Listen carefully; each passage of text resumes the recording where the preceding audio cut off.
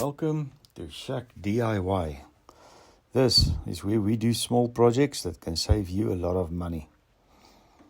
Today we're looking at how to disassemble the Mitsubishi Triton steering wheel. By doing this, you can perform a few maintenance details to the steering wheel. Firstly, you can replace your old shabby looking steering wheel with a newly fresh leather covered steering wheel. This is what I've done. Mine was looking quite shabby. The leather lost its color and the cotton thread was pulling apart.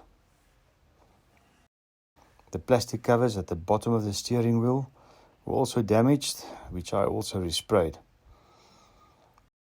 You will see that the clock spring will be uncovered in this process. If yours is damaged, this is the time to replace it as well. If your steering wheel is not nicely aligned to be straight whilst driving, you will also be able to realign it in this process.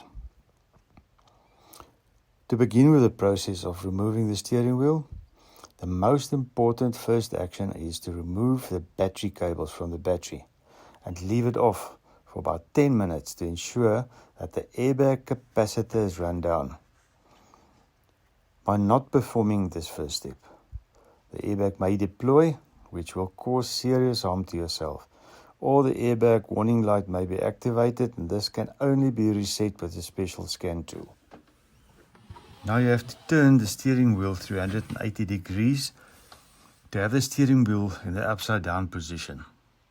On the top, at the back of the steering wheel, there's a cover where there are two plugs that have to be unplugged. The plugs have a sliding lock. Slide it to the back and pull the plugs free. Now you have to remove the two torque screws on either side of the steering wheel. They lock the front cover that houses the airbag in position. The screw sizes are TX35. After this, the front cover can be pulled forward and removed. The main steering nut is now visible. You can now take a number 17 socket and remove the nut. The steering wheel can be held with your legs to prevent it from turning when you first start loosening the main nut.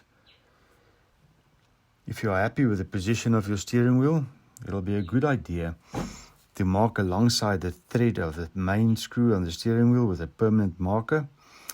The position of the steering wheel relative to the main bolt is important, and if you want to realign it or fit it straight again, you'll need to have a mark. Now you can pull the steering wheel towards you. If it is stuck, it usually helps to pull a bit side to side to dislodge the steering wheel from the splines of the bolt. You will also see that the clock spring is now visible and can be replaced if there's a problem with yours. If you want to remove the steering wheel plastic covers, you will see there are 4 Phillips screws that secure the back and front together. Remove them and they will come apart. The new trend is to cover the plastic parts by hydro dipping it with a carbon look. It looks quite nice, but I decided to keep it simple and resprayed mine with a silver grey and clear coat over this. To refit the steering wheel, do all the steps in reverse. Make sure that you fasten the main nut quite tight. The correct torque setting for the steering wheel nut is in the vicinity of 50 Newton meters or 33 foot-pound. And also remember to plug in the 2 connectors for the airbag and the hooter. I hope you learned a lot today, and that it's not so difficult to do most of the maintenance and repair jobs yourself. And by doing this, you save a lot of money. Cheers, and keep your eyes peeled until the next Shack project.